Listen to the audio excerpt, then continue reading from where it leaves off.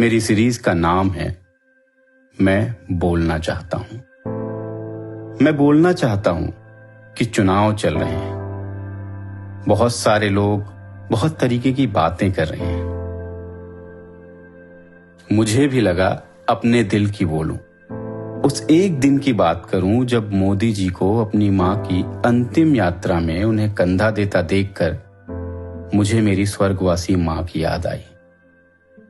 क्यों आई? मैंने सोचा, एक तरफ मैं हूं और दूसरी तरफ देश का प्रधानमंत्री। मां के जाने से मैं टूट गया था, महीनों तक कोई काम नहीं कर पाया था। पर प्रधानमंत्री को क्या लगा होगा? मुझे लगा प्रधानमंत्री की मां गई हैं। पर उस दिन न देश के बड़े नेता आए, न अंतिम दर्शन की लंबी लाइन लगी। उस दिन एक तरफ मां की चिता अभी भी जल रही थी और दूसरी तरफ चिता को मुखाग्नि देने वाला बेटा काम में लग गया था। मुझे याद नहीं है मैंने ऐसा दृश्य पहले कब देखा। सोचता हूं, आखिर क्या चल रहा होगा उस इंसान के मन में, उस बेटे के मन में। एक तरफ हर पल अपने देश के नाम करने का संकल्प, तो दूसरी तरफ जन्म देने वाली मां से कभी वापस न मिल पाने का खालीपन। द्वंद क्या उनके मन में नहीं चला होगा?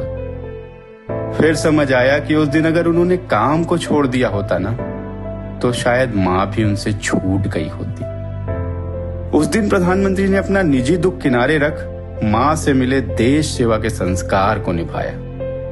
आंसू तो मोदी जी को भी आए होंगे। चिता की अग्नि पर नजर टिकाए मां की सुनाई कोई आधी अधूरी लोरी को याद कर आंखों के किनारे से चुपचाप बह गए होंगे।